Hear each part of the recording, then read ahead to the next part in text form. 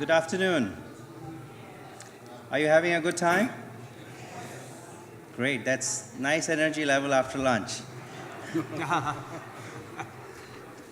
Well, I'm going to introduce the moderator, and the moderator will then take the proceedings forward. You're in the panel that's going to discuss professional and personal development in the global, competitive, and network world. And there's a reason why Pradeep Anand, whose name tag looks different from others, it looks sort of patched up. It is rather last minute patched up. The moderator of the proceedings called in sick, could not make it. And guess what? We leaned on the one person who is the most multidimensional person in the whole conference. He's a proud recipient of the Pan IIT Houston. He's the Pan IIT Houston Person of the Year, or the person of the last 35 years.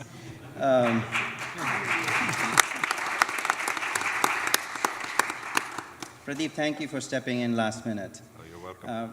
Well, most of you know Pradeep from one angle or other, but it's my distinct pleasure and honor to introduce him formally to you. He is, of course, you all know he's the program chair for this conference. And thank you, Pradeep, for getting me involved in this conference. He is, in fact, truly a multidimensional person. He's an entrepreneur. He runs his own successful consulting business, which is giving valuable advice to corporations, big and small, about how to reinvigorate their strategies. He's a faculty member. He's a faculty member at Rice. He is on the advisory board of University of Houston for the College of Technology and India Studies. He has been a successful business executive with experiences in various industries, including oil and technology. And if that was not enough, he's also a writer of articles for industry magazines and journals, and he has also written a novel, An Indian in Cowboy Country, Stories from an Immigrant's Life. He's also the founder and trustee of IIT Alumni of Greater Houston. He received his MBA from University of Houston and bachelor's from IIT Bombay. Please join me in welcoming Pradeep Anand.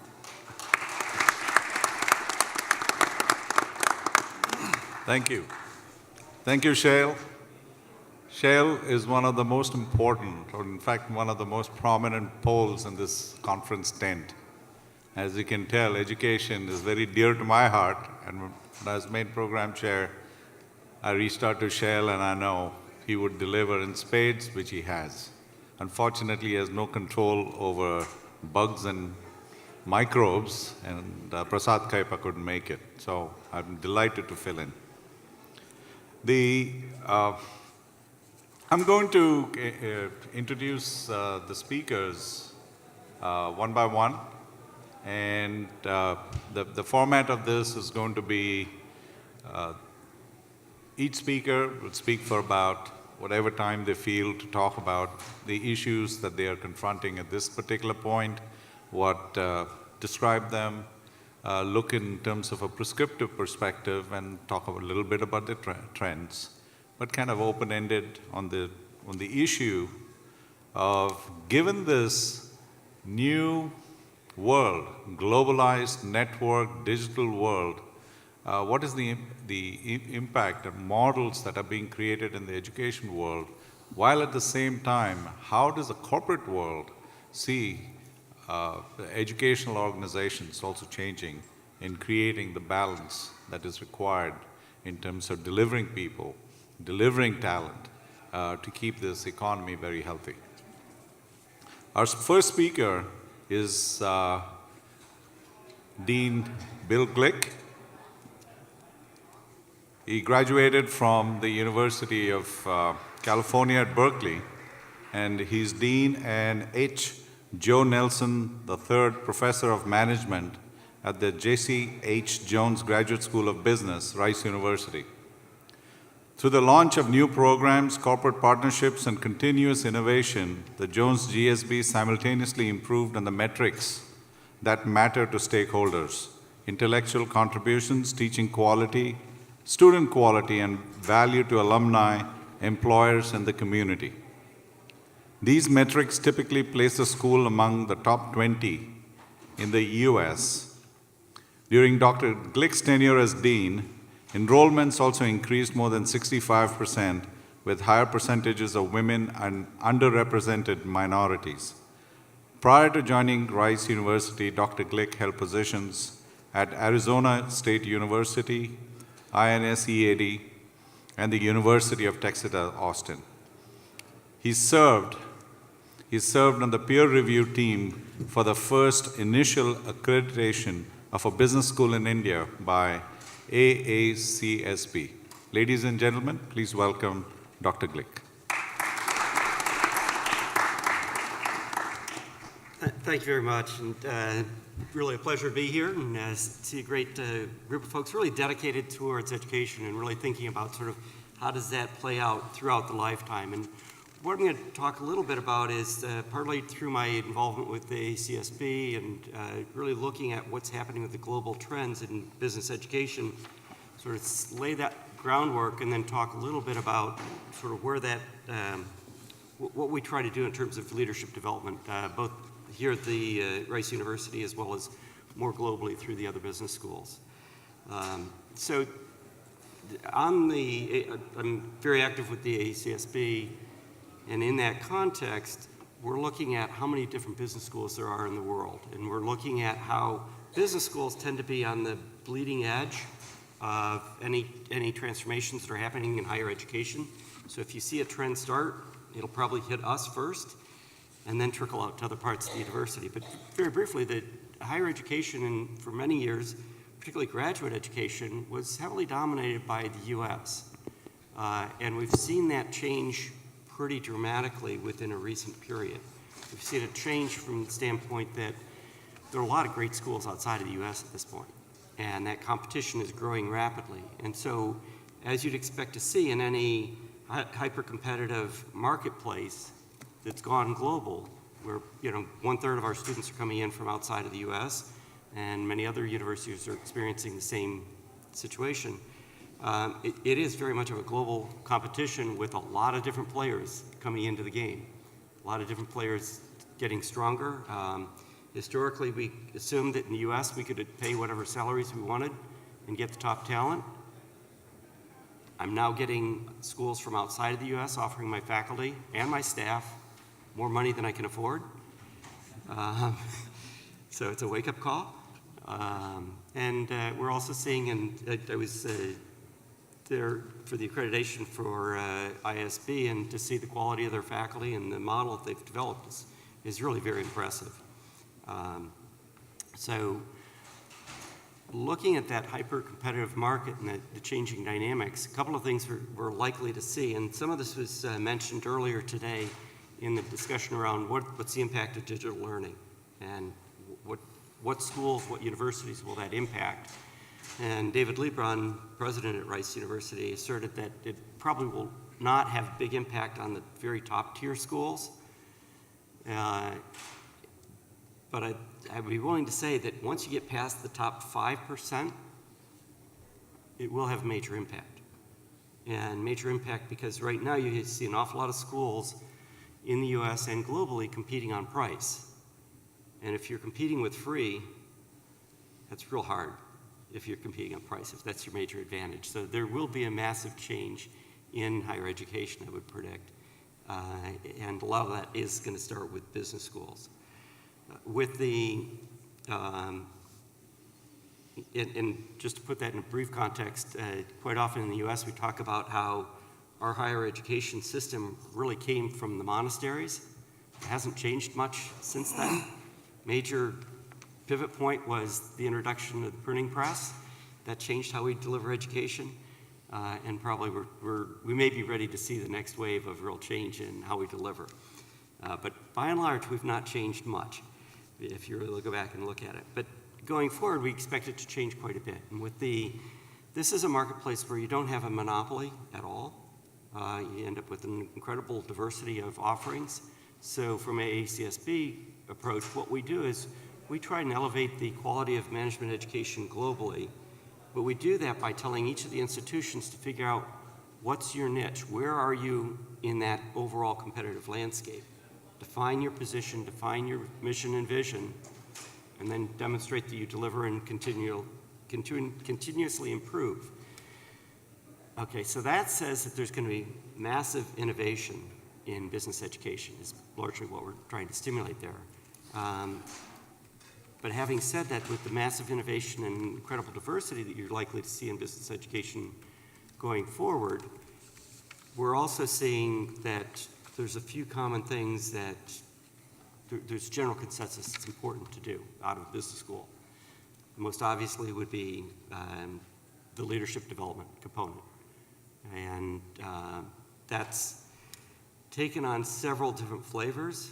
For many of us, particularly at the Jones School here at Rice, when we talk about leadership development, we think about it in the context of Jesse Jones. And so for the Houstonians, that may mean something. For the rest of you, Jesse Jones was, at one point, the second most powerful person in the world.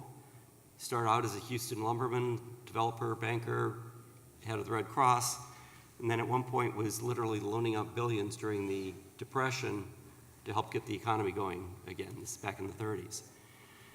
He was given his position in the government. But his role and his sort of approach towards leadership was very clearly tied to saying, do what's good for you, but also build your community while you're doing it. And that's a critical part of the overall leadership development that we see as being important for business students going forward. And it's not on a local basis, it's very much on a global basis. And so the global mindset is something that's going to be critical going forward, and something that we at Rice and the other schools that I work with really try and advance and push as much as possible. So one other piece I'm going to leave you with on this is through all this innovation and the hyper-competitiveness, we're also seeing really interesting collaboration between schools within country as well as schools from other countries as we all try and help elevate the educational endeavor. But that is going to be an exciting new direction for us. So. Thank you, Dr. Glick. The process we're going to go through is each one of the panelists will present for a few minutes, and then after that, we'll be going into questions from the audience. There are these young volunteers on the side out there. Wave those cards, look behind you, fill out your questions on the cards, and get it to Shell, who'll give it to me, and then I'll sort them out and distribute them amongst the panelists. Our next speaker, by the way, one of the collaborations that Dr. Glick talked about is a major one that he and I were involved in was a collaboration with IIT Bombay, and the director of IIT Bombay is here, Devang Kakkar. I wanted to acknowledge him. By the way, we plug IITs, okay, over here. You need to know that. But Rice University has been very open in recognizing these trends ahead of the curve, and they have a good relationship between the two universities with exchange students and all that. It's very important to do that. Our next speaker is my good friend, Hashem Mukadam. He's the president of Oxy Technology Ventures, a division of Occidental Petroleum. He's responsible for evaluating and investing in new technology ventures in support of Oxy's core businesses. He's also the director, corporate development, chemicals. In this role, he's responsible for acquisition, growth, and development for Oxy's chemicals-related activities. Hashem has been, I should call him, Hashem Mukadam, that's what it says here, has been with Oxy for over 33 years, beginning his career as a research engineer with Occidental Research Corporation. He transferred to Occidental's corporate office in 1983 as Director of Operations, and he has played a key role in many of Occidental's acquisitions divestitures, and restructuring activities over the years.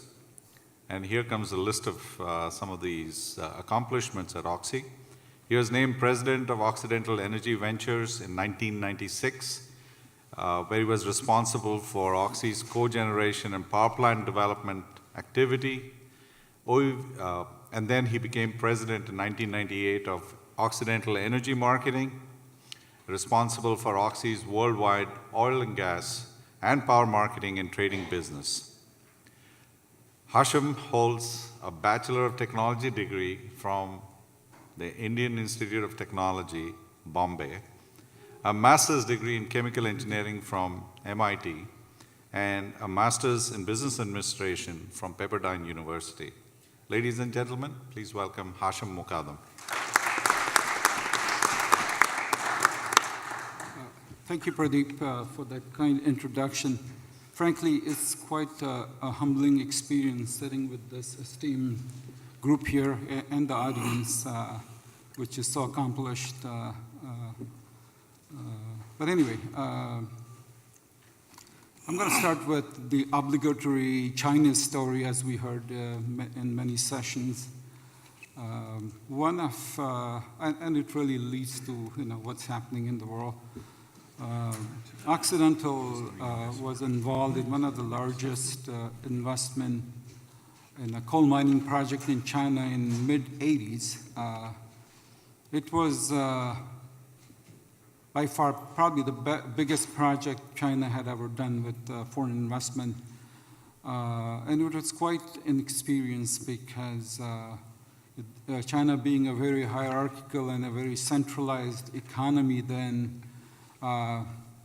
they were quite new to foreign investment. There were no policies, procedures, regulations. People were afraid to make decisions. And the funny thing is, the only way we got anything done was our chairman, Armand Hammer, who was very legendary and had a lot of connections in the East Bloc countries. He literally had to call Deng Xiaoping every night. A shipment of some equipment got stuck at the port. And 25 years later, 30 years later, look where China is. Not only they own coal mines in the US and Australia, they're building new mines. And not just in the brick and mortar industry, but internet and technology. Just reading that day, this so-called Bitcoin business, I guess the Chinese have become the leaders in that. I don't know what that means. It's some techno scam probably, but having said that, the fact is, 20 years ago when we talked about multinational companies, pretty much we meant companies from the US, Europe, and Japan. And now we're talking in the same breath about Samsung and Reliance and Tata and many more companies. So what does this all mean? Where is the world going? I happened to read a very good book just a few weeks ago from the ex-Prime Minister of Singapore, Lee Kuan Yew. And I highly recommend that to this audience, and it's quite relevant to what we were talking about here ago. So firstly, he talks about in his book about the success Singapore has had over the years as a country, and he cites three things. First is education. I mean, they really emphasize education for everybody. Second was English as the only official language for a country which was by and large Chinese speaking. And third was prudent immigration policy. So if we look at all of us here, we came from IIT, we got great education. We all studied in English, at least in IIT. And thirdly, we all benefited from the generous immigration policy that the US had.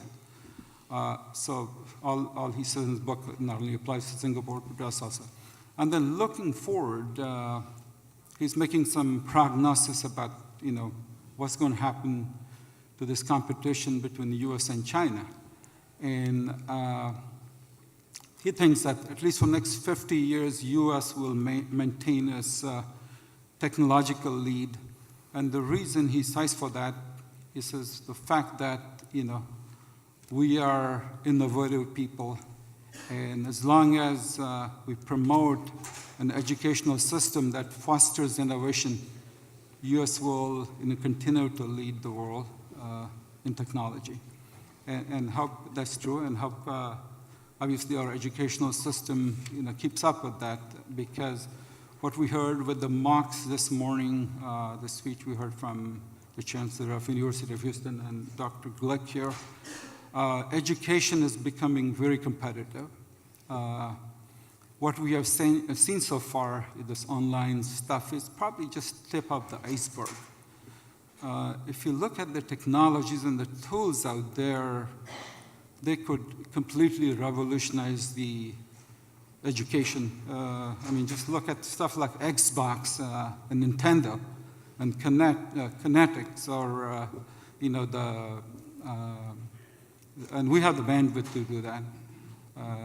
So I think it's just the beginning of what's going to happen in education, and I'll leave to my other colleagues to talk about that. I think one of the topics I'm supposed to address is what it means to corporate executives, this connected, competitive world. Four things quickly, and I'll be anecdotal about it. First is there is no privacy. Whatever you say or do, it's on YouTube or public almost right away. A good personal experience several years ago, I was working on a big refinery project in Panama, in the northwest part of the country, in a real small location, and I had a meeting with the local politicians, and I had told them, no press, no cameras. This next day when I landed in the U.S., I got a call from a CEO yelling at me, what the hell were you talking to people there about? Because the stuff was already on Dow Jones News and Reuters.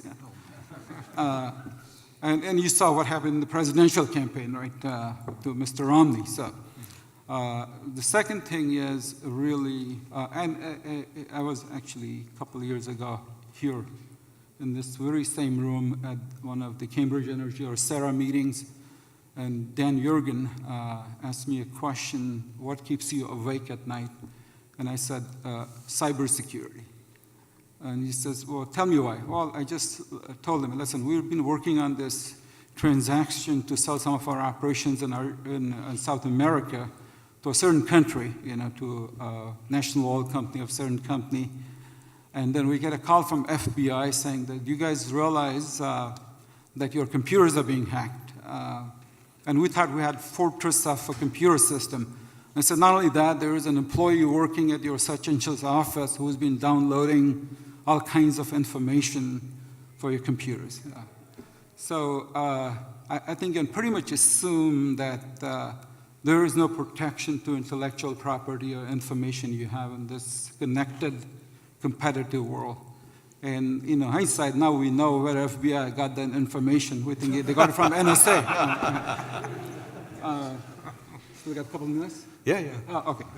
And the third thing is a result of this globalization, the connectedness, is the competition for projects.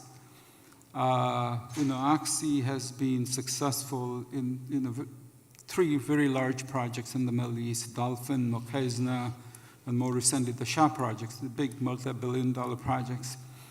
We had to compete with likes of Exxon and Shell. But not only that, we had to compete with Reliance and CNOOC and the Russian companies and the other national oil companies from Malaysia and so on, like Petronas.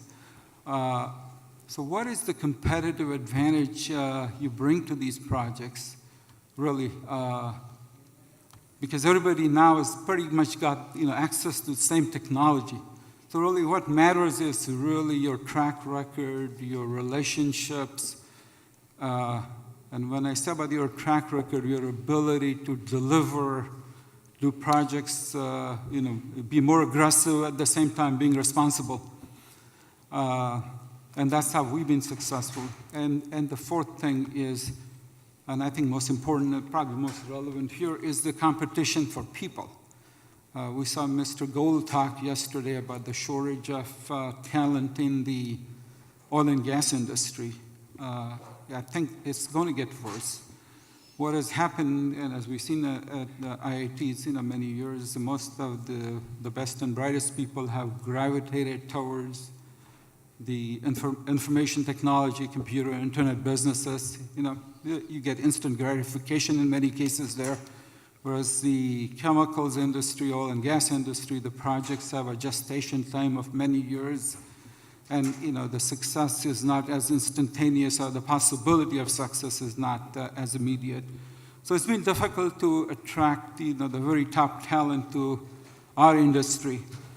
But I think as the world becomes more competitive, there's going to be a lot more competition in the IT business, because it's now, with these apps and mobile phones, it's so easy for a kid in India or China to come up with the next killer app, So maybe, that will induce some of the talent to start looking at, some of our industries. So I think with that, I'll stop. Okay, thank you, Hashem. Our next panelist is Dr. Raghu Shivankar. He received his BE degree with a gold medal in electrical engineering from Jivaji University, MTech from IIT Kanpur, and PhD from IIT Bombay. He was a scientist at Indian Institute of Astrophysics and Raman Research Institute.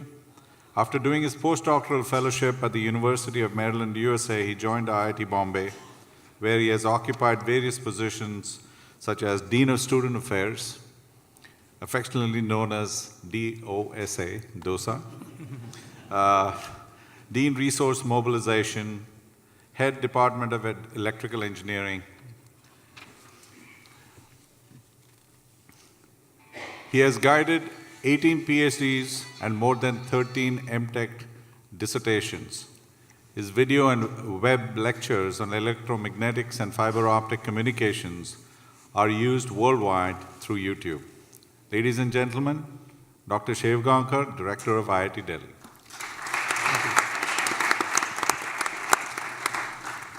Thank you, Anand. Thank you for this opportunity. The topic is professional and personal development. I would start with professional and non-professional life. Instead of saying personal, I will sort of put it non-professional, because everything need not be only personal, but certainly it could be non-professional. So we all live a combination of this life, which is a professional life and a non-professional life. And if you really look at the volume which we live, I think non-professional volume is a lot bigger in real life than the professional life. However, the emphasis which is given in development is given, a lot more emphasis is given to the professional life rather than the non-professional life. That's what the reality is.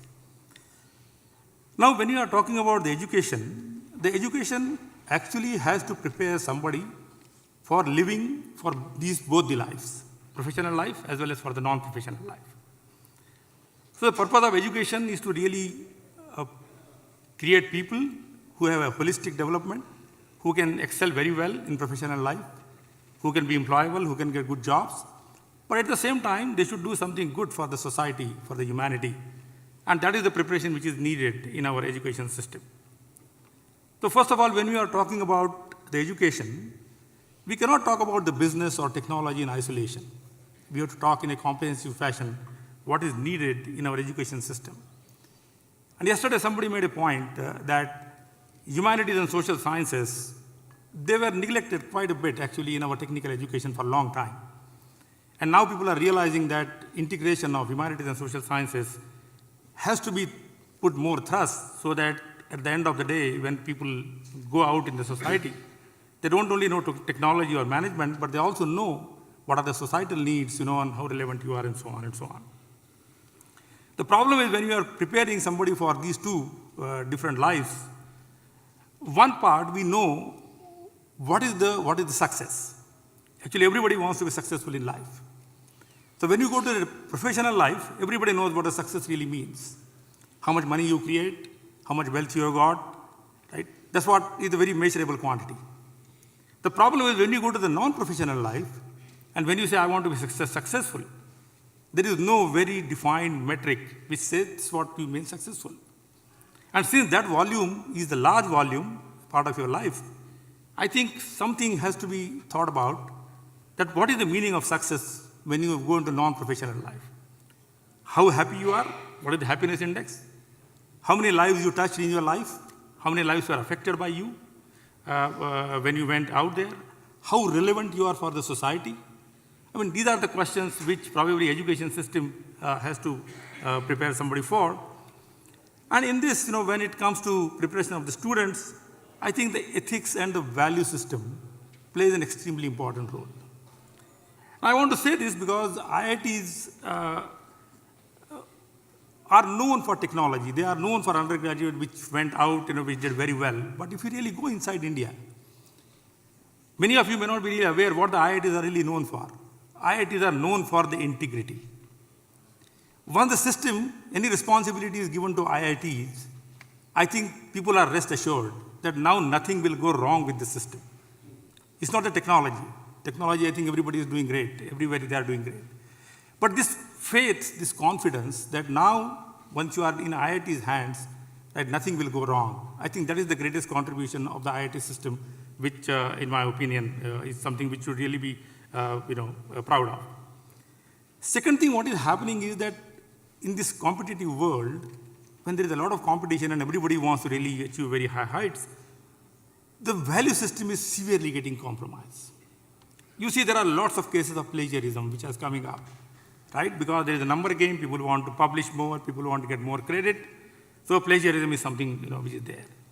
I think what we should make the students aware that ultimately you are answerable to yourself, not to anybody else. And what this system does is it sort of prepares you to present yourself to somebody else. Somebody else will judge you. So at your heart, you may not be really happy, but you want to be judged by somebody else. I think what is important is that can you stand in front of you and say, well, what I did with a great value system. I had some good ethics with which really I did that. So these are something which have to be inculcated into the core component of our education system. Now, in the integrated world, how these things are becoming important? First of all, what is happening is that if you really see when the internet was not there, when all the communication media was not there, the world was practically working in isolation. Something was happening in Africa, something was happening in India, something was happening in US. Many of the people were not even aware of quality of life which were existing in different parts of the world. Today, because of this media which is available to you, every corner of the world knows what is the good quality of life means. And everybody aspires to get exactly the same quality of life. Question one can then ask is, if you have this affluent living style of life, which we are all very strong promoters, can the world become sustainable? Are the resources sustainable to make this life reaching to every human being on the earth? And if it is not, then maybe some measures have to be taken and told to the people that, well, you step back and rather control yourself and do something so that everybody on this earth becomes our life becomes comfortable. So the awareness which has increased because of this connectivity, I think that is posing more challenges now to society, that everybody now wants to get the similar kind of resources and so on. Second thing which is happening is, because of the connectivity, is the sensibilities of different parts of the world. People are now, they are not going to work in isolation. So somebody may come from through the internet or something, somebody from US or India or China or Africa, they are going to work together. And each society has their own different sensitivities when it comes to really functioning. So people have to be really be made aware of how the different societies' sensitivities are, and they should be really become responsive to accommodate those the sensitivities. People should start recognizing the non-homogeneities in the society. There is no point in making the world exactly uniform everywhere, right? What modern technology, one side it does it integrates you, but at the same time it also says maybe you should become all similar, maybe you should not. So the different parts of the world actually, they should start respecting each other for the dissimilarities which are there, which the different part of the world bring. Respect for humanity, that is something has to be built in integrated into our education system. I like this logo of IEEE, for which I'm a fellow, and many of them are here. Uday is also here. Their logo is technology for humanity. They don't say technology for development. They don't say technology for growth. They say for humanity. And I think that is really the buzzword which is there, which has to be inculcated into our education system. So when I'm just comparing this professional and non-professional or personal development, today morning we heard a talk like MOOC. The MOOC can prepare you only for the professional life. When you want to come for the personal life or non-professional life, the MOOC certainly cannot do that. The individual contact with the individuals, when you talk to him, you don't learn the subject. What you learn is the ethos, the value system you learn from him. And that's what is equally important. So the MOOC can really take care of part of your life, but for non-professional life, this person is actually teaching you how to think, what to think. That MOOC cannot do. So in the integrated society, when you are talking about dissemination of information through MOOC and all that, that can take care of only the professional part, but the remaining part has to be taken care of by somebody else. So in this connected world, I think we have to very consciously take care of these two aspects of life. And if we do that, probably we'll have a more holistic development of our professionals, of our graduates. So thank you very much.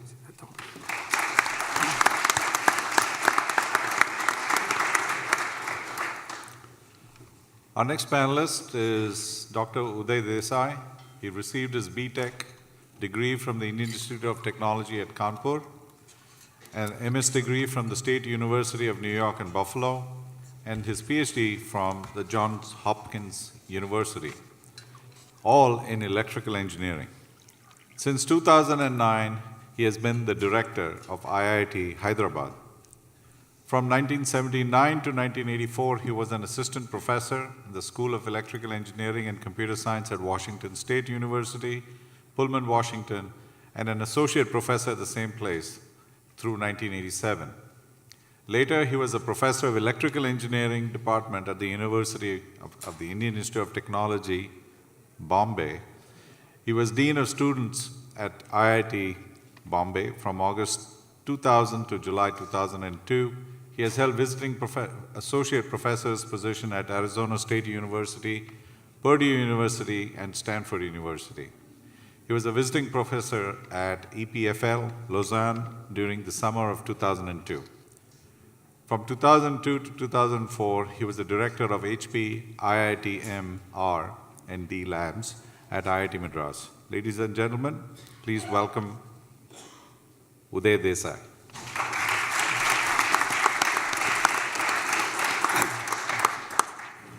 Thanks, Pradeep. What I'm going to focus here is fundamentally on connectivity. Okay? And before I start off, people have talked about various issues that are there and concerns which are there. Let me assure you that they're going to get worse. Okay? Just look at the numbers, and these are projections by companies like Intel and Google and the World Wireless Forum. The total number of connected devices by 2020 would be close to 50 billion. Okay. The population is going to be perhaps about 7 billion plus, and 50 billion connected devices. So what are we talking about? Security is going to multiply that many fold. In 2011, I don't have the data for 13, the total amount of data that was there on the internet was 2 zettabytes. I don't know how many people would remember, or figure out what is zettabyte. Of course, you can Google it. Okay. It's 2 trillion terabytes. So for those who are mathematically inclined, it's 2 into 10 to the power 21 bytes of data.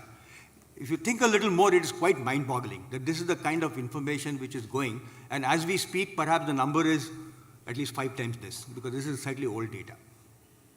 Okay. Unstructured information is going to increase. Okay. Structured information is going to be much less. Okay. So I'm just painting a scenario of the connected world. Let's look at it 2020.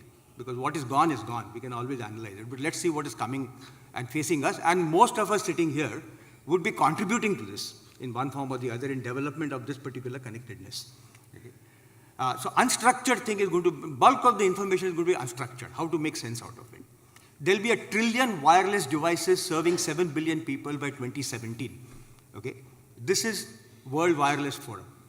Another big revolution which is going to come in the connected world is that it's not simply connected, we are going to be sensorized. Slowly and slowly you can see sensors are coming in on cell phones and other places. So essentially what is going to happen is not just that they will look at the bytes that you're typing, you may not be doing anything, but your blood pressure and temperature may be communicated to anybody and everybody else in the world without your information. Okay. So now this is the kind of world, whatever you want to call it, you may sort of take the Orwellian kind of view of it, or you may take a positive view of it. Okay, but that's the kind of world we are progressing towards. We are all in some sense deep down looking forward to it also, because you all benefited from connectedness. Okay, and what are the challenges that will come up? They're quite enormous actually if you really think about it. They're not going to be so simple. One of the things which we have to be, and this is what India is facing, and my talk is a little bit India perspective, we need to be very quick. If you are slow, somebody else is going to do it. This is like a corollary to what Thomas Friedman quoted in his book, World is Flat. You better do your homework. If you don't, somebody else is to take your job. Okay? And somebody else across the globe is going to grab your job. Okay? So this is what is happening. If you don't do the work, if you don't kind of catch on to the research, catch on to the teaching, somebody else is there. Because everybody is, as was mentioned by other speakers, the information is at their fingertips also. Another part which we have not done very actively in the connected world and in this connectedness is having strong connectivity with industries and universities across the globe. On paper it is there, but in actual practice it is not really, the actions are not there. Like my colleagues always tell, we have MOUs, but then what now afterwards? A nice ceremony, all of us sign, we all feel good, okay, we go home, okay, and then things don't happen. Occasionally things have happened. On the flip side, there are fantastic opportunities, okay. I think connectedness has given us opportunity for enhanced innovation. It doesn't, see in my time when I came here in 74, you had to be here to do innovation. There was not much innovation happening in India. Today, you could be anywhere in the world and you can do innovation, and you can do it in a connected manner. Technologies are coming up by which people can interact at the same time, sitting in different parts of the globe. And I'm not talking of Skype, something far more sophisticated than that will evolve.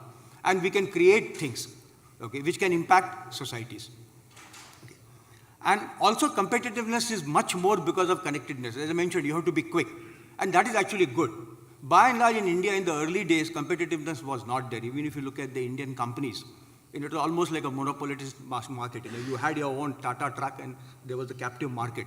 Now today, it's not only Tata trucks. There are 10 other companies selling it. So the whole perspective changes. And the same thing is happening with education also. And I think this is good in some sense, that you have to compete.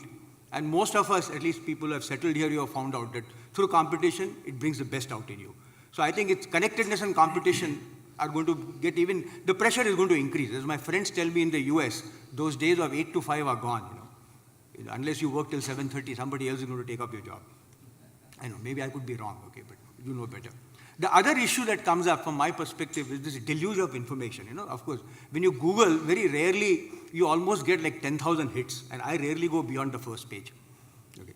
Now, how do we filter this? How do we make sense out of this? This is another, I think, a big challenge, both from an education perspective, also from a business perspective.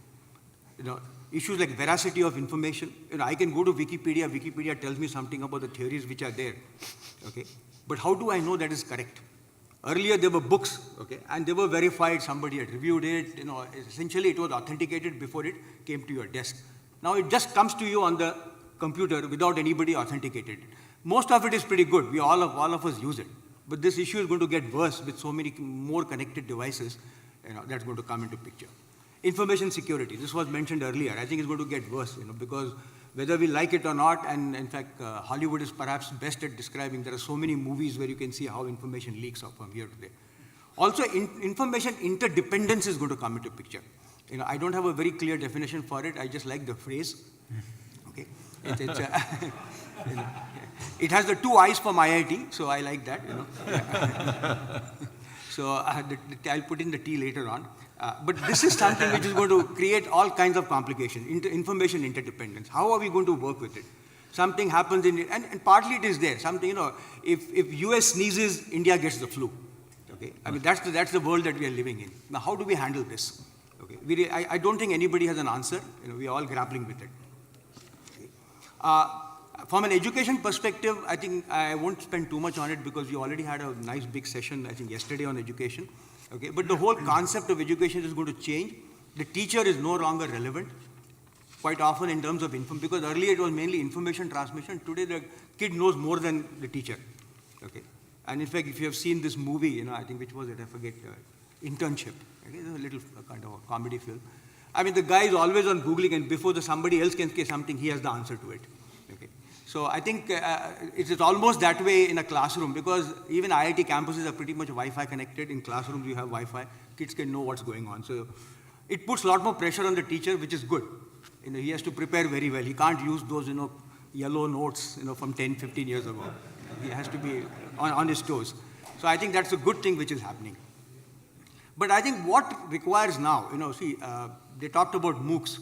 My feeling is, and I had a little bit of discussion very shortly with Farooq Mistry, and I think that was quite interesting, that today students would like to create their own portfolio of what they want to learn. By and large in the education system, and in the connected world, I believe it is possible. At IIT Hyderabad, we are trying a few things. Maybe at later pan IITs, I may talk about it once we are a little more mature on it. But I think this is the need of the hour. When the student comes, he's not looking for a canned program which is given to him, 5, 5, 5, 5, 5, whatever, 20 courses, 40 courses, and you're out of the institute. She wants to create her own portfolio. How do we do that in the connected world? I think it's possible, given the fact that we collaborate. You can have lectures and courses being offered from people from Australia, from India, from the United States, from Europe, from wherever you have. I think this is something we have not thought about it, how it can work. Normally collaboration is, okay, can we have some funding so I can travel here, he can travel there, we can sit together, etc. I think one needs to go way beyond that. Okay. So lastly, I'll stop here saying, we are a lot more visible, which is good. Okay. But we need to see how we can exploit this visibility. Because of connected world, people know what IIT is. Okay. People know where I am, what I am doing, how I am. And the visibility is good. How do we go about it? And how to exploit this virtual connectivity to create, I would say, to create new things which can, for betterment of society. Okay. I think this is the biggest challenge, how to exploit connectedness in spite of the issues that are going to be there. They are not going to go away. It's like a cat and mouse game. We will tackle the issues as they come along. But we have to think about this particular part. Thank you very much.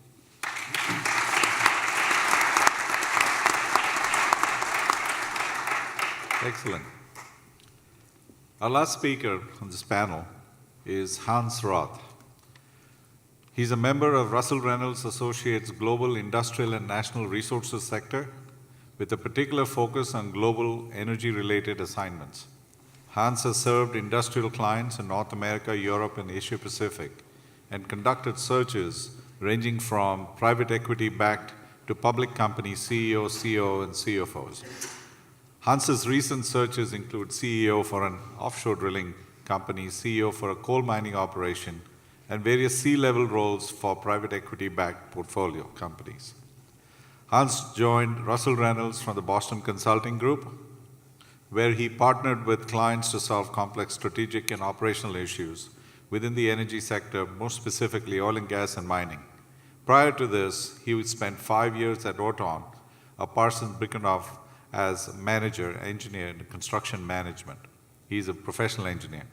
Hans received his BS in civil engineering from University de Los Andes in Colombia, his MSc in civil engineering from the University of California in Berkeley, and his MBA from Northwestern University, Kellogg School of Management. And this is something you might appreciate about Hans. He's a native of Colombia, and he's fluent in 3 languages: English, Spanish, and conversational German. Ladies and gentlemen, Hans Roth. Well, first of all, Pradeep, thank you very much for inviting me and inviting Russell Reynolds to this event. For those of you who don't know Russell Reynolds, we are a global executive search firm of over 40 offices across the globe. And as Pradeep was mentioning, we focus on executive search within multiple industries and multiple functions. What I wanted to discuss with you today, again, is professional development from the standpoint of executive recruitment. So a headhunter's view on how should you develop your career. And we'll do this in 2 ways. The first step will be talking about what we think it's important in terms of building your competencies and your skills. And then the second piece will be more around what have we learned from meeting executives within multiple industries and that we can leverage to help you further your career. So let's start with competencies and skills. We believe that, first of all, you need to define what are those skill sets that are going to allow you to be successful today, but also going to allow you to be or get to the point where you want to be in the future. The first step will be do a personal assessment. What are my strengths? What are my weaknesses? Understand what are those competencies. So at Russell Reynolds, we have over 30 different competencies that we sit down with our clients and we define for specific roles. What's important for you? Is it leadership? Is it business acumen? Is it strategic thinking? And the two, what I would say, are probably the most important in the last 5 years has become cultural fit and collaboration. And within cultural fit is really that ability to adapt well in a global environment. What we're seeing is a lot of companies are hiring for cultural fit over skills sometimes. They'd rather have somebody that would fit in well in the organization, they can train those skills and help them grow. The third piece is have an end goal in mind. So if you know where you want to be in the future, think about what are those skills that you need to develop. Look at your peers, look at your supervisors, and understand why are they standing out, what do they do that makes them great and excellent. And then get with your supervisors and get with your HR and help them develop that career path for you in the organization. We also highly recommend that you use executive coaching. Doesn't matter where you are in the stage in career. Executive coaches will help you understand, again, what have I done in the past and how can I get where I want to be. The other piece that I want to just briefly discuss here is, again, just a few pointers in terms of what we've learned from the executive recruiting side. The first one is build your own personal succession. So develop your talent, develop your team, develop your talent so that in a way, in the future, they can replace you. Now, I would have thought 5-10 years ago, that's just against the logic. Why would I want to build capability so that I'm replaced easily? But what we've learned through these successful senior executives is those that are able to move from one opportunity to the other ones are the ones that are ready to take that opportunity. We consistently see folks that don't get promoted because they're great, but they're ready, they're needed in the roles they're in. So always keep that in mind. And this whole notion of global and competitiveness, clearly maintain a global exposure to your opportunities. Get with your HR, see how you can get exposed to multiple multicultural teams and multicultural, again, environments. Our clients are consistently out asking for, is this person going to be able to adapt to our organization? Will this person be able to work in Asia, in India, in Europe, or in South America? So it's not only about having worked abroad and traveled abroad, but hopefully you've lived abroad, because it's going to give you a different sense of working in this environment.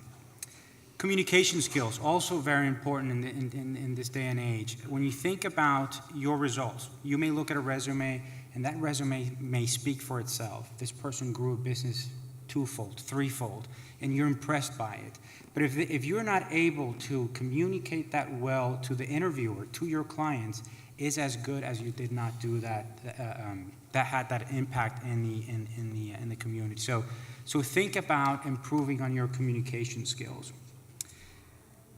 Reputation of your school, it's important. It would always follow you. You would always be labeled IIT. You will always be labeled Rice. However, it's also important the achievements in the last 5 to 10 years of your career.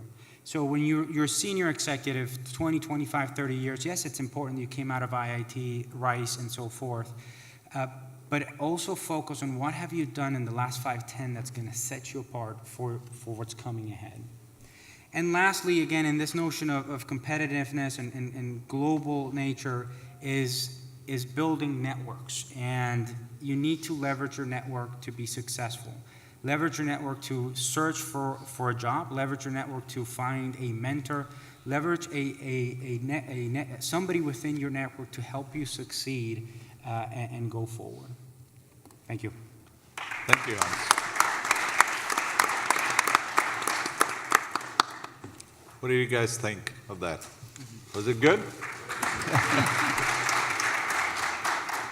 While our volunteers are going around distributing those little sheets of paper for questions, they're right back there. So if you've got questions, just raise your hand and or go to that corner, and they'll they'll give you the sheet of paper and hopefully you have a pen. Please come down in the middle, please. Don't stay in one corner. Come over here. But I have a question for the gentleman from the three universities. I like the way Bill set the thing up in terms of even within universities. First of all, it's a very competitive world. I work a lot in competitive strategy, so this falls very naturally into my territory.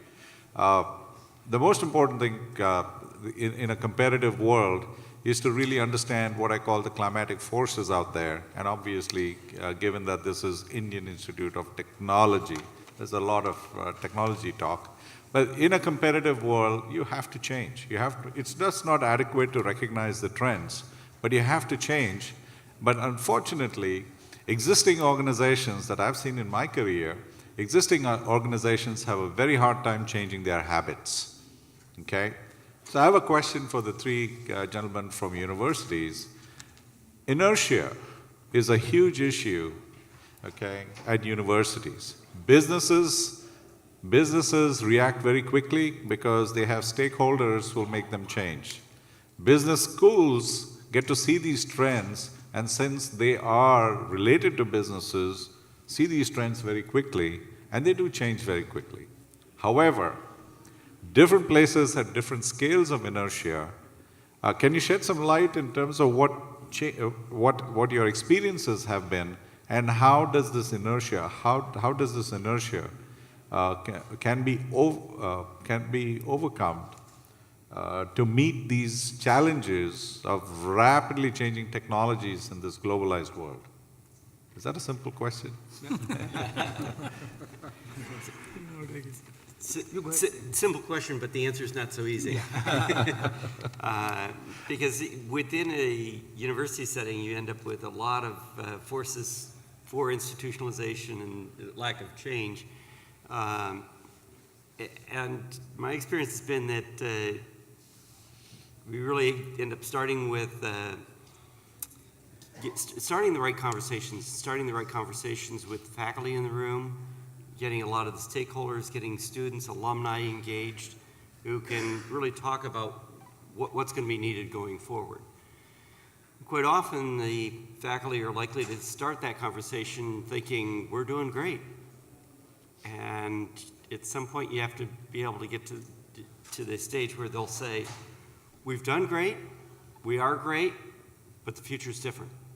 And to get them to understand how that really changes. And one of the more effective voices that I've found is getting executives in talking to the school about what the changes are, and getting alums into the room to talk about it.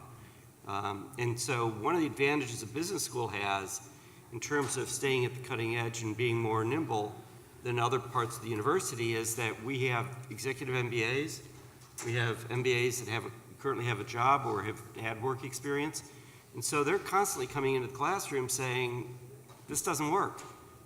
This is what I had to deal with today. What are you going to tell me that's going to help? And so that does keep our faculty on their toes, but it's that starting the conversation with the faculty and then getting outside inputs to make it happen.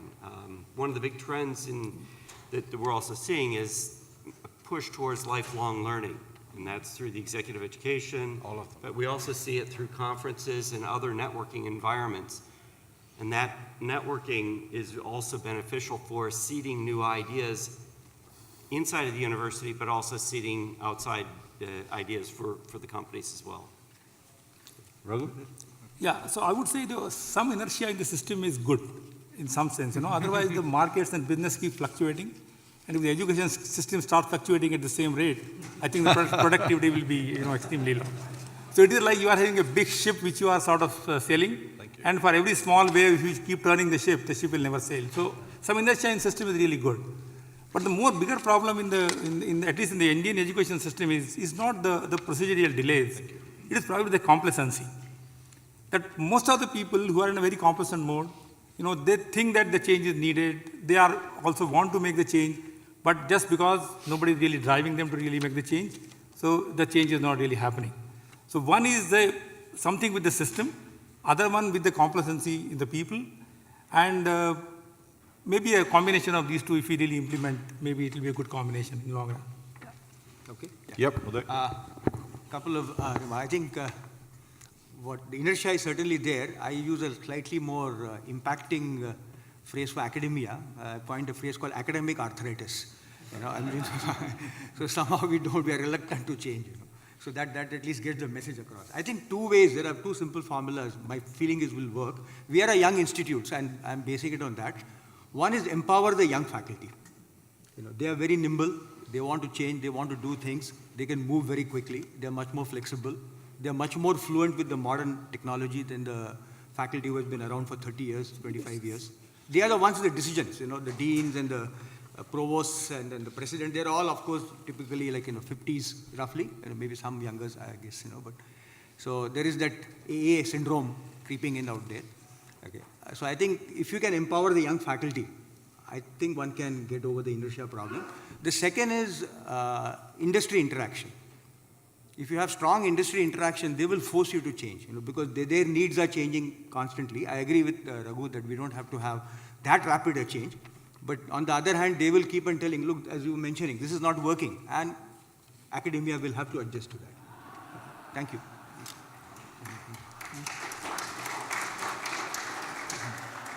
So Hans, there are some folks out here who got a question for you related to recruiting in the connected world. What role do companies like LinkedIn play in one's professional life? Very good question. That's something that we continuously are being asked. LinkedIn is a tool that's helping you network across, again, whether it's your alumni database or it's whether really globally. I always encourage for you to use LinkedIn to really showcase who you are. Use it to position yourself. Now, to be honest with you, at Russell Reynolds, and again, probably at most of our competitors, senior executives and the most senior executives at the C-level may not really use LinkedIn. However, it's important for their organizations to understand, where are the individuals that we need to fill in the gaps in talent. It's important for you, again, and for any individuals to really understand how to leverage these tools, again, to position yourself. Again, at the most senior levels, it's probably less used. Nonetheless, it's an important tool. Thank you. Thank you. Hashem? One quick add-on to that. In the context of the cybersecurity, one thing is you do have to remember that anything you put out there will surface in a search. Including Facebook. Yes. Well, you do want to be careful, of course, but you want to be specific around what are the key things in your career that you want somebody to know. And we've seen this a lot. I mean, if you use LinkedIn and just put vice president of operations at any company, and that's all you put, that's fine. We know that you have an operations background. But when you're in some cases more specific, sometimes our clients are looking for China experience, Asia experience, Europe experience, operations, marketing, and if it's not there, I would never know that John Smith, who put his page in LinkedIn, had that experience. So again, you want to be cautious, but you also want to be smart about what you put in. Thank you. This question is for Hashem. There are lack of women leaders. What can be done to have women in leadership roles? What do women need to do to be successful in their roles? It's not just for Hashem, but anybody can answer it, but let Hashem to start with that. I think it's a very good question. Firstly, things are changing quite rapidly. If you look at Occidental Petroleum now, we have a lady who is a very young lady. She's 35 years old. She's the CFO of Occidental. Our new general counsel is a lady, and the investor relations, public relation person is also a lady. I think what has happened in the past, and that's changing rapidly, is women have gone mostly in certain professions in accounting, legal. We are seeing more and more women in engineering and business and finance professions. So I think it's just a matter of time before all that will change. There is a great deal of emphasis within big corporations on equal opportunity and gender and race equality and so on. So I think all the ingredients are there to see that more women will be in more responsible and leadership positions. I mean, just look at the number of women CEOs, Pepsi, DuPont, and many more. Yep, thank you. Yeah, Bill. I would actually disagree somewhat and take a slightly less optimistic view of it from the standpoint that we're seeing, in terms of the graduates coming out of college and graduate school, the number of women has been increasing over the last 20 years, and we're still not seeing as many reaching the top. There are a few notable examples with companies. But let me start at the top of the organization. There's a large number of corporations in the U.S. with 0 women on the board. Okay? You can't tell me there's no talent out there. There's opportunity to go out and get those women. So there's one organization called the 30% Coalition, and they've been very active in going out and trying to get more companies on board. And having some success at that, but it takes a conscious effort to go out and do something about it. Another piece is when you mentioned accounting firms and a few other areas where we're seeing a lot more women coming in, it's partly because those companies took a very conscious approach towards the recruiting, but not just the recruiting, but also what's the lifelong career look like. So if you've got a career that says you have to go on a linear path, and if you ever step off or step to the side or do something different, game over, okay? That type of career pathing and career structure within an organization will never succeed in getting a significant number of women to the top or to higher levels than they're currently getting. And so at one level, I'm optimistic. You look at how many women are getting education. That's great. Love to have more, particularly at the MBA level at Rice. But I think there's going to be more required at the corporate level to move the needle. Thank you, Dr. Glick.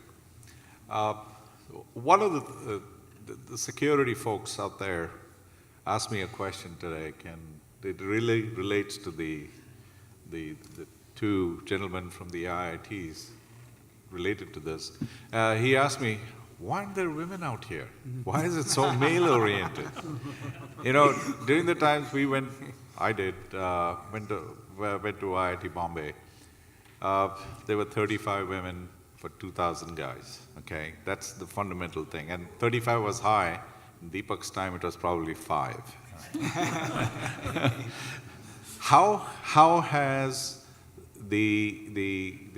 I know you put up I think Devang put a photograph yesterday of a 10-story building being built in Hostel 10, which was then called Ladies Hostel, is being demolished, right?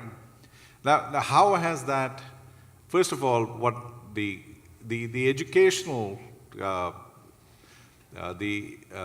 draw, so to speak, the engineering draw into the IITs, has the mix changed? And if it has changed, how is that then translated into opportunities and again career paths for women in India? Actually, the number has definitely increased over the years. Now, at least, if you really see the number, even in IIT Delhi or Bombay, probably this number is about 15%. So, which is earlier it used to be about 5%, about 15 years back. So the number has certainly improved over the years. But this proportion of women in engineering education outside IIT is improved much better. So if you go to other engineering institutions in the country, which are non-residential, there you will see the proportion of women is almost 40 or 45% or sometimes even 50%. Yeah. So I think there is something to do with the residential nature in the society that at that young age, maybe, the parents do not want to send their daughters to the residential campuses. And that thing is changing slowly over the time, and that's what is probably making the difference. But that could be one of the factors which could have caused this problem. And Uday? Yeah, I think I agree with Raghu. I think the issue is more sociological. Like we have about 17% or maybe a little more, maybe 18% women. We are a new institute, of course, and also we are not located like in prime urban area like Hoskas or Powai. Okay, but still we managed to get that number.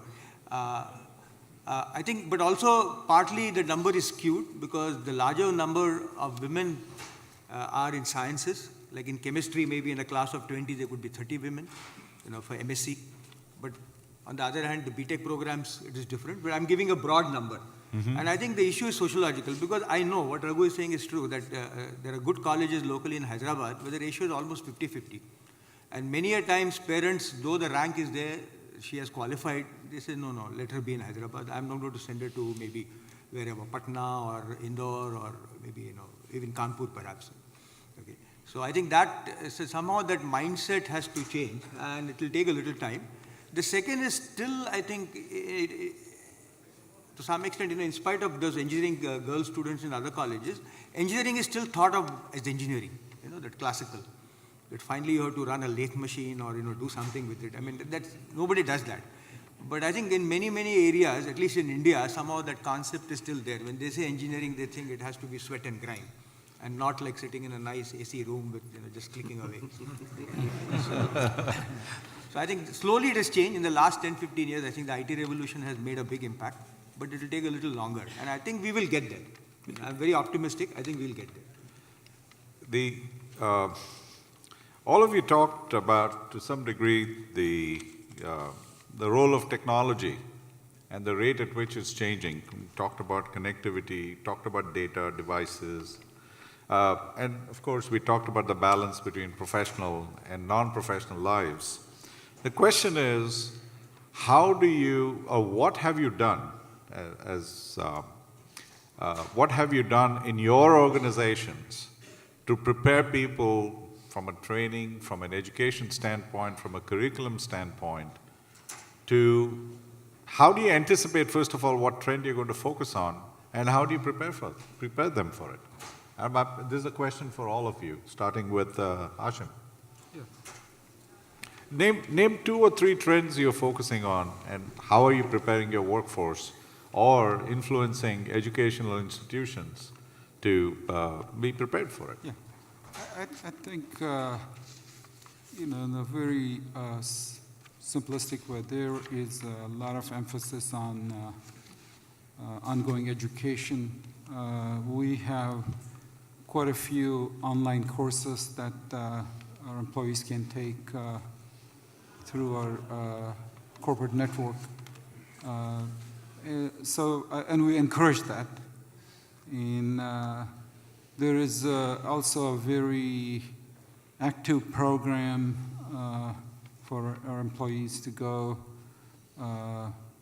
get continuing education, enter into executive MBA programs, continuing engineering education. And the other fact is the world is changing very quickly, as we all talked about last couple of days. So we encourage everybody to go to conferences, meetings, where they talk about what's really happening in the world. But again, if we look at the business we are on, we are not as proactive as some of the companies like Google, who are really, they're giving employees 6 months off to go do whatever they want to do. And I wish we could do that sort of stuff. Hans? So it's a very good question, and again, from Russell Reynolds, I'm probably not the best person to discuss digital or technology, but there has been in the past a few months, about a year, where there's been a mandate from our CEO to really look at the emergence of technology and the impact of digital within corporations. There are 4 areas that we're focusing on right now, and again, if you go to our website, there's probably documentation about what I'm about to say, but the 4 areas are the impact of social media, the impact of big data, and Pradeep and I have discussed big data in oil and gas, cloud computing, as well as the fourth one is mobile. So how are corporations building that competency within their talent? It's probably easier to discuss digital within a consumer and retail company where they have to use social media to understand consumers, use mobile to get, again, mobile to get to those consumers. Oil and gas is still used. It's probably a bit more difficult to define, and I think that's one of the things we're working here on, is how is digital impacting the oil and gas business. And the last two things that I would say that's come out of that study is the emergence of new titles. You all hear about COOs and CFOs. What's coming out is the CDO, so it's the Chief Digital Officer. Again, you'll see less of that in the oil and gas space, but you're seeing that in the Googles of the world, so companies that are in technology today. And the second piece is what we call the digital board. And it's the importance of having within the board, when you're thinking about the competencies of a board, is having that digital experience. So whether you're a consumer company, a healthcare company, or an oil and gas company, is having somebody that understands digital that can drive and provide that insights into the organization. Thank you. Uday? I think they have said it, I think academia is probably, for us, is faculty development. Okay. And I mean, for a young institute, what we are doing is we send faculty members to leading research labs in universities for a couple of months in summer, to imbibe, not the teaching. See, I think one should keep in mind, IITs are no longer pure teaching institutes. IITs are research institutes today with emphasis on excellence in teaching. Okay. So to imbibe that the culture of innovation, the culture of research, how they think of problems, how they tackle problems. I'm not looking at solutions out here, but more in terms of how you formulate a problem, then how you go about, tackling that problem. Once you, I think, master that art, then solutions will follow. That's not a big thing. So we are doing that in a small measure. But if the resources were there, we could have done in a much larger measure. And faster too. Faster also, yes. Raghu? Well, a similar thing, actually, that NSS program, which is there for, for the students, they take in first year. Normally what they do, that they just go and teach in some slum or, some very low-hanging fruit kind of job. What we are asking them actually to go in society and identify the problems for which technology could be a solution. They don't have to find a solution. But at the moment, the problem is that there is technology here and there are problems here. And many times the technology people are not even aware of what kind of problems some part of the world is facing. If the problems are posed to the technology people, I think they will find a solution within no time. But the thing is to put these two together. So students actually can play a role in a first year assignment just to go talk in society, villages, and identify the problems and come back and say, well, here are the problems, can somebody give a solution? I think that's what we are working on ideally. Okay, but that's how you prepare them for the future. Right. Yep. And then there are a lot of questions related to Can I jump in on that one? Sure. And that last question too? Yeah. In addition to what we do with our students in terms of the degree programs and lifelong learning, we have two pieces that are a little bit unique. One is in one course, we try and talk about creating a life of meaning. And so we run our students through an exercise which is basically develop a business plan for yourself. Think about what are your life goals, where do you want to go, how are you going to get there. Making money might be an important part of it, but think about your whole self. Think about your family. Think about what lasting impact you want to make.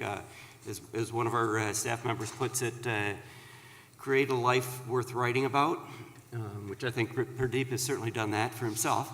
And the other thing that we do is we have run students through a series of applied projects in the community so that they're out there doing stuff that directly benefits the community, but also puts them in contact with the community leaders and puts themselves in a role where they see themselves as, I'm not just here to make money, I'm here to make a difference. And I think that's been beneficial for our students. Excellent. Which kind of brings me to the I guess, probably the last question for this afternoon. I mean, it really touches upon the societal responsibilities actually driving the application of technology and education to solving problems. So it's really, the question here is derived from Raghu's initial talk. How do you perceive the balance between professional and non-personal life, and how does it affect education? I mean, I'm going to take this across all of you. Actually, personally, if you ask me, that it has to be inculcated right from their childhood. That, they should start seeing the world in a little different way.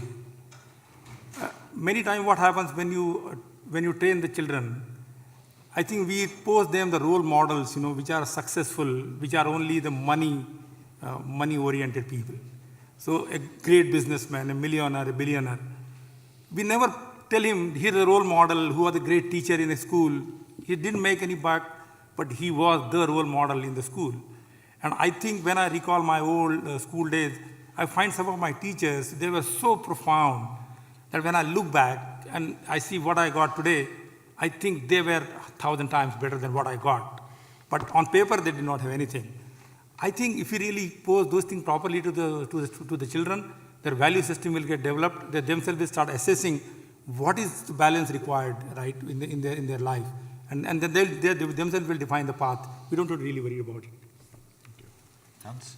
I hope I answered this question correctly, but when you think about education, you think about, again, personal and professional development, how it will portray when you are a later stage in career, I would say it's important for the educational institutions to really help drive not only your professional but also your personal life.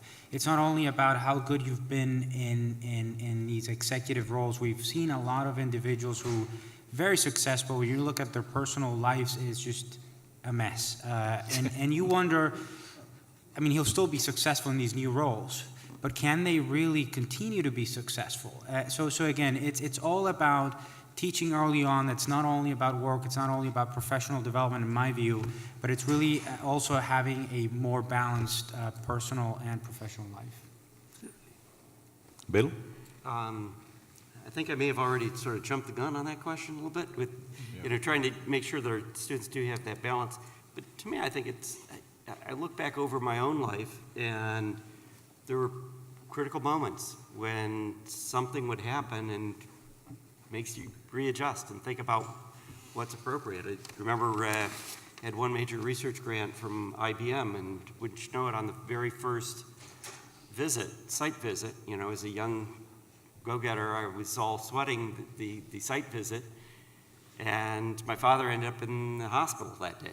And the IBMer came in and said, get out of here, very quickly. Even though he'd come in from out of town for the visit, he was real clear about, this is balance in life, and now's the time for you to leave. And There you go. so I left. Hashem? Yeah. I guess from a corporate perspective, a lot depends on the corporate culture where you work. Some companies are, very structured, very profit-driven, and everybody's there to fend for themselves. Whereas some places, there's more concern for what goes on between your personal life versus your work life. And again, that's all driven by the CEO or the culture or the top management. So it's very, very hard to generalize. And at least the place I work at, it's a really, truly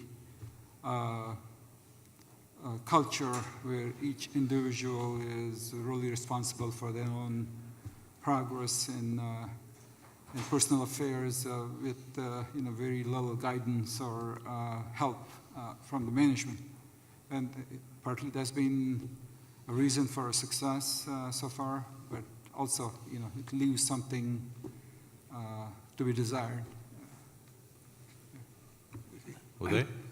Well, this question is quite interesting. I mean, to be here at the Pan IIT conference, when you're talking of professional versus, I missed my wedding anniversary. So now you know what's waiting for me. So, anyway. So I think it's a very individual thing, and my feeling is one can give pointers, but something you can't teach. There are a lot of things only life can teach you. Everything cannot be taught in a classroom, nor in a textbook, or on Google or Wikipedia.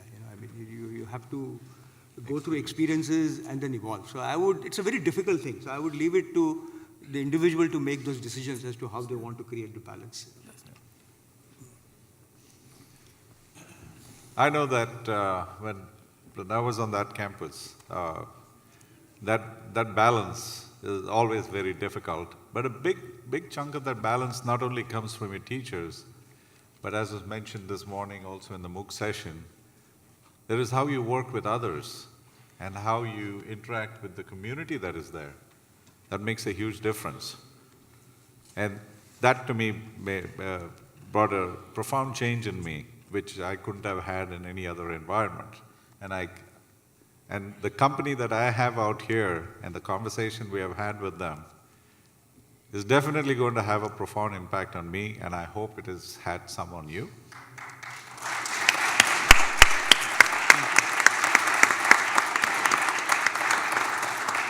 So on behalf of the conference team, I want to thank the panel again for taking the time and sharing their insights. Let's give them another round of applause.